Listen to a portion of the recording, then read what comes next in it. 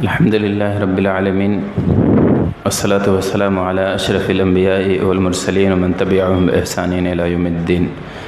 اعوذ باللہ من الشیطان الرجیم، بسم اللہ الرحمن الرحیم۔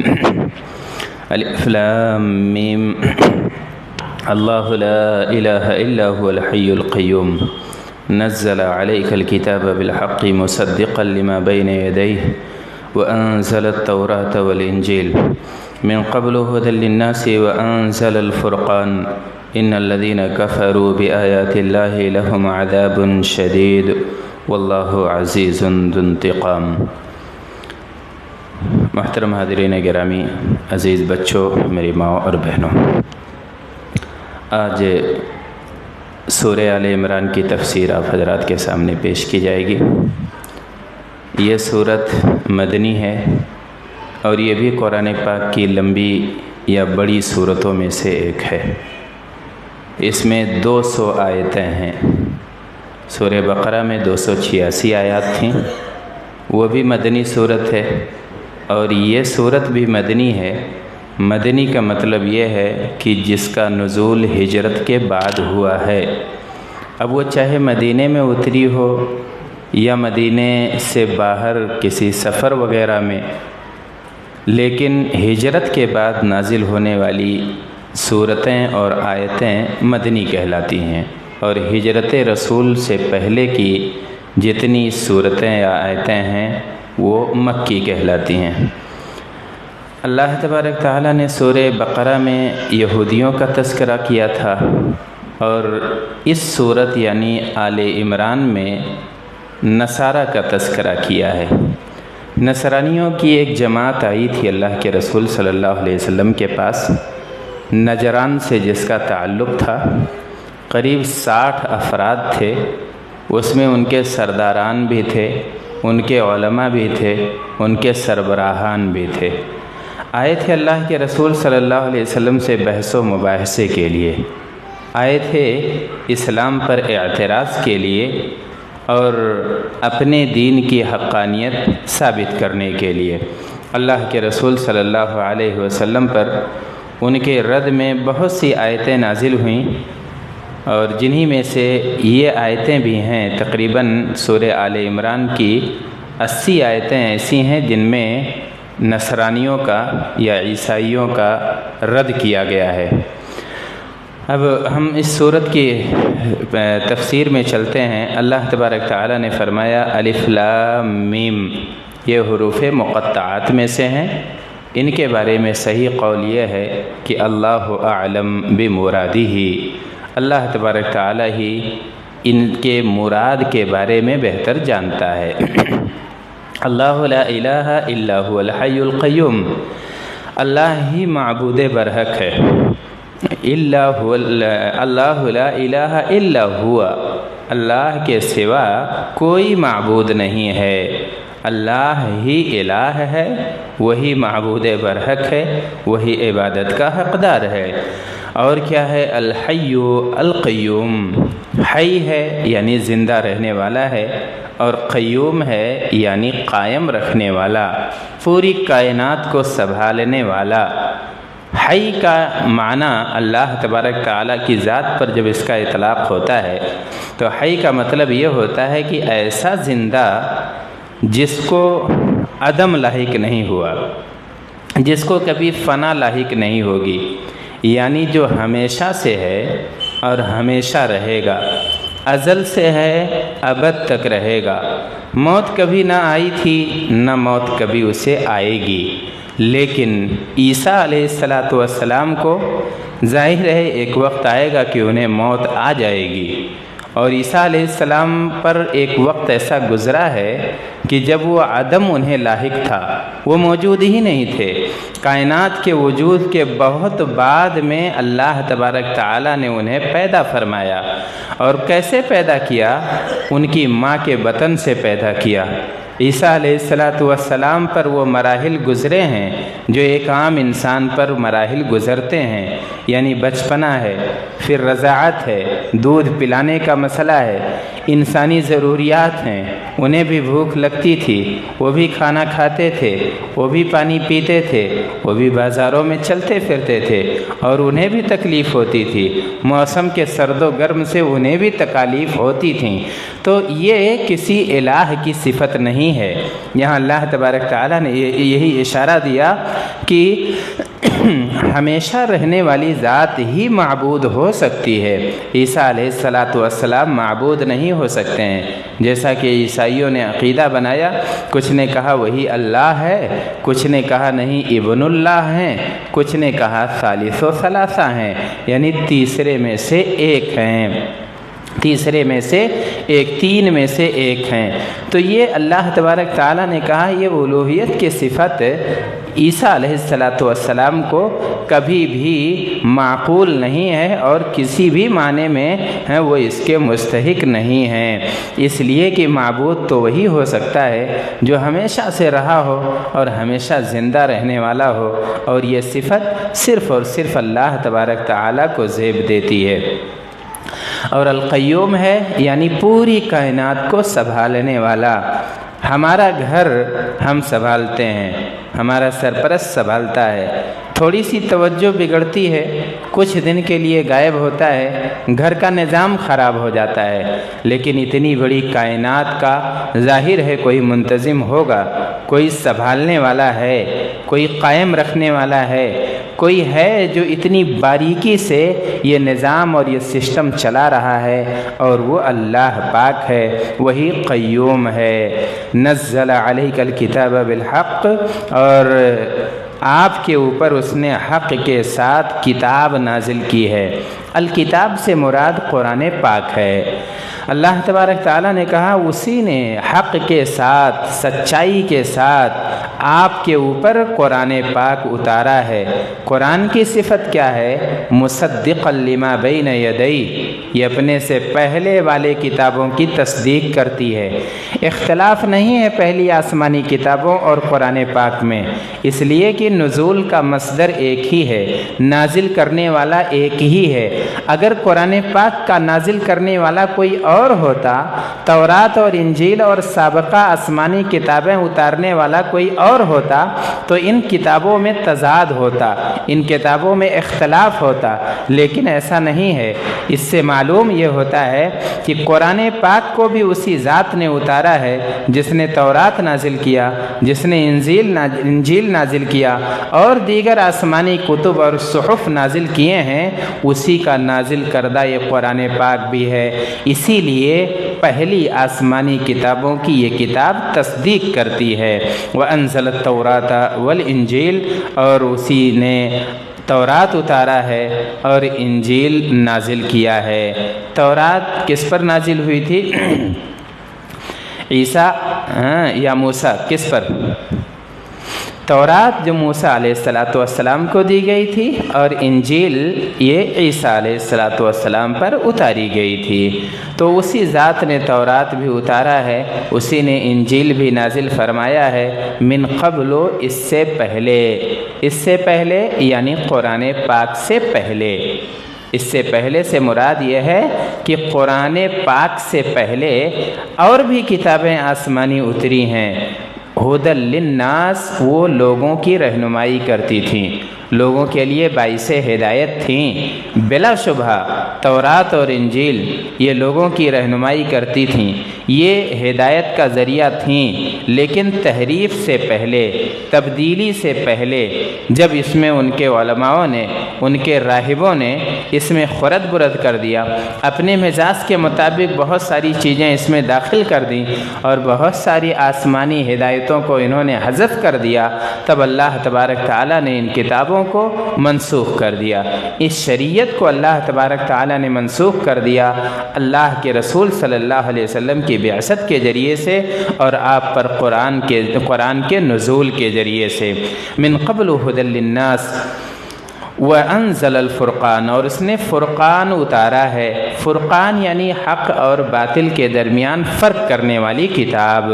قرآن پاک حق اور باطل کے درمیان فرق کرتی ہے۔ قرآن پاک سچ اور جھوٹ کے درمیان فرق کرنے والی کتاب ہے، اسی لیے اس کی ایک صفت الفرقان بھی ہے، جو حق اور باطل کے درمیان تمیز کرے، ان کے درمیان فرق کرے۔ ان الذین کفروا بآیات اللہ لہم عذاب شدید، بلا شبہ جن لوگوں نے کفر کیا ہے، جن لوگوں نے انکار کیا ہے اللہ پاک کی آیتوں کا، تو لہم عذاب شدید، ان کے لیے بڑا دردناک عذاب ہے۔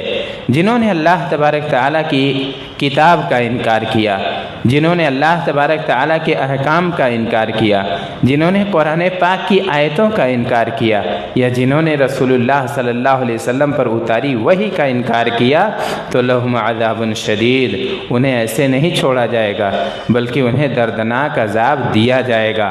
واللہ عزیز ذو انتقام، اور اللہ تبارک تعالیٰ زبردست ہے، بدلہ لینے والا ہے۔ ایسی ذات ہے اللہ کی کہ اس کی گرفت سے کوئی بچ نہیں سکتا ہے، اتنی زبردست ہے کہ اس کی قدرت سے باہر کوئی نہیں ہے، اور انتقام لینا چاہے تو کوئی اس سے بچ نہیں سکتا ہے، انتقام لینے والا ہے۔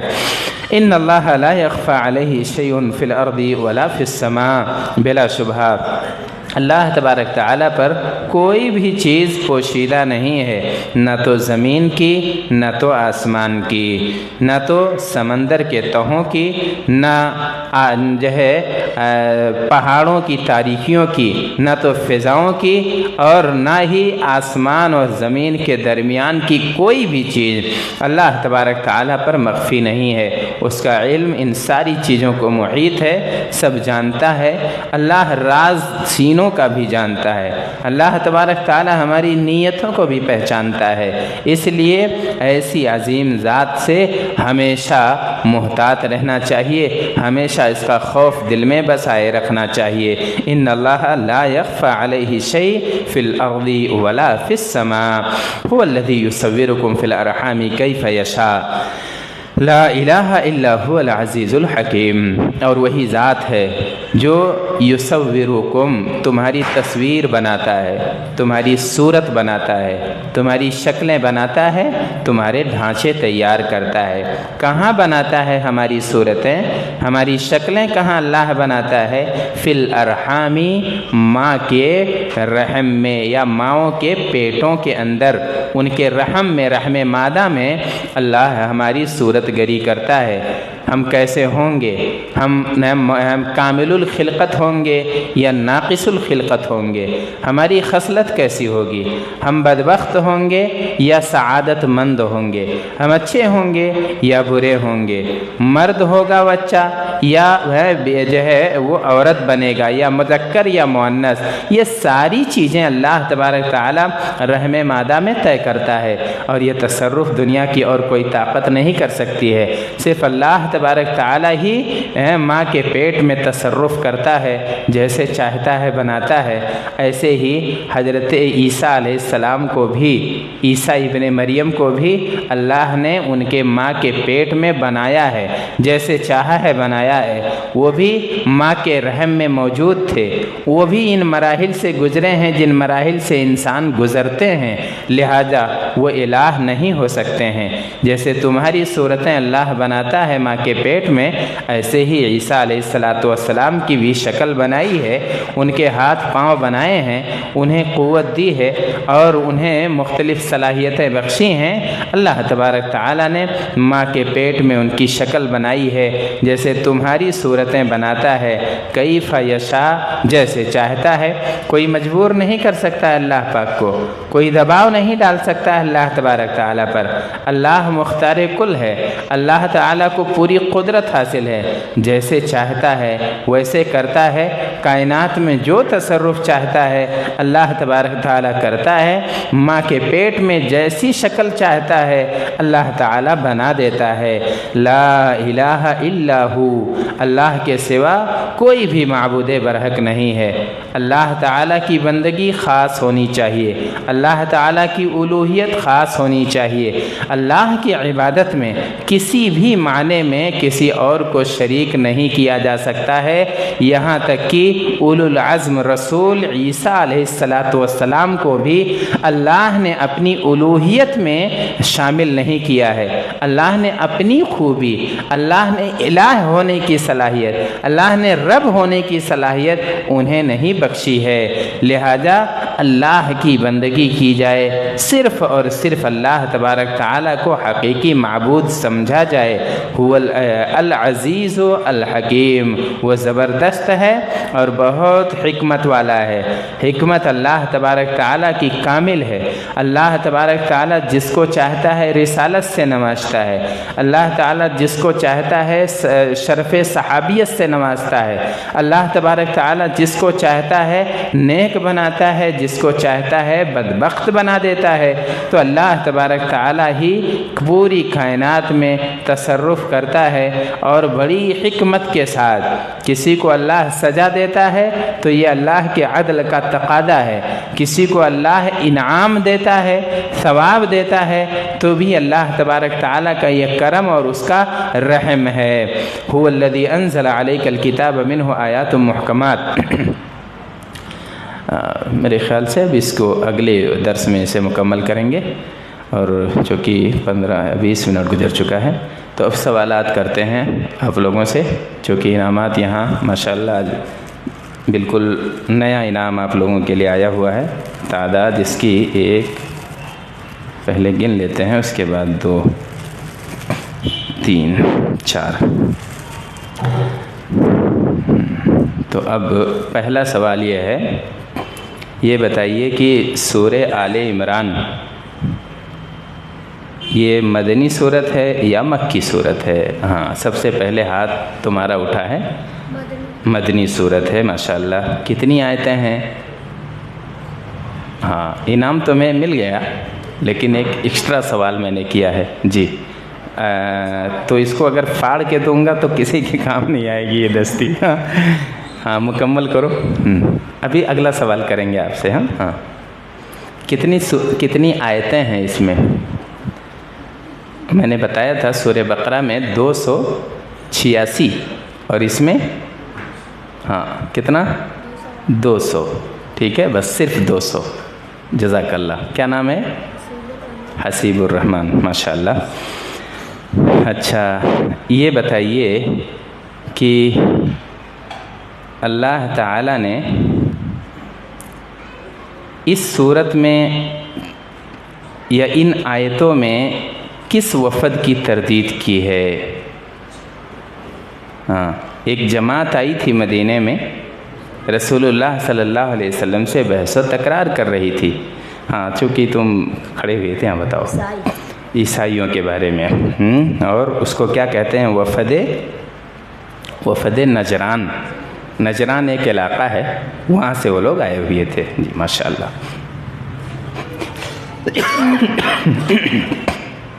اچھا، معذرت۔ ہاں، یہ بتائیے کہ تورات کس پر نازل کی گئی تھی اور انجیل کس پر اتاری گئی تھی؟ ہاں، پہلے کس کا ہاتھ اٹھایا تینوں لوگوں میں سے؟ تم اٹھائے ہو؟ ہاں، چلو۔ قرآن اندازی نہیں کر سکتے ہیں، لیکن جس کا ہاتھ پہلے اٹھے گا اس کو پہلے موقع ملے گا۔ ہاں،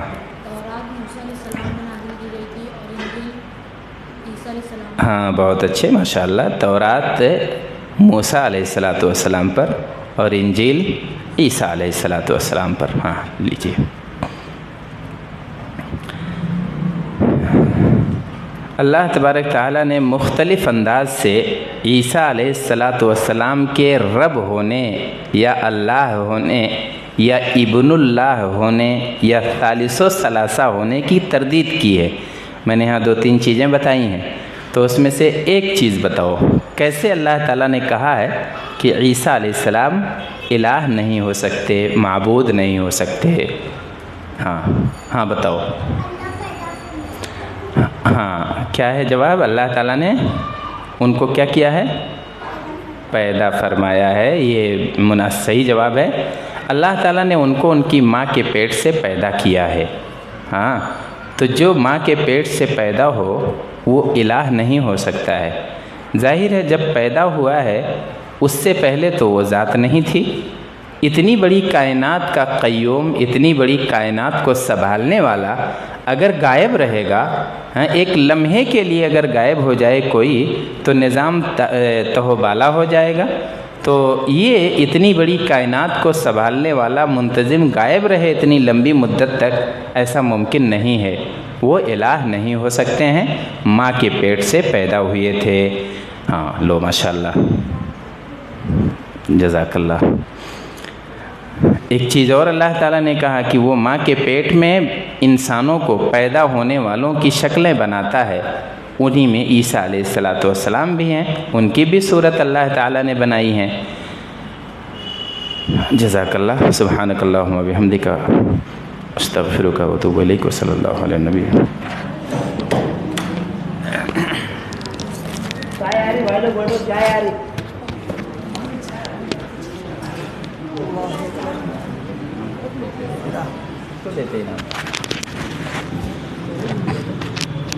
جلدی ختم کر دیا کیا؟ 15 منٹ 20 منٹ بہت رہتے ہیں۔ کیا حسیب صاحب، کیا تحفہ لے کے گھوم رہے ہیں کیا؟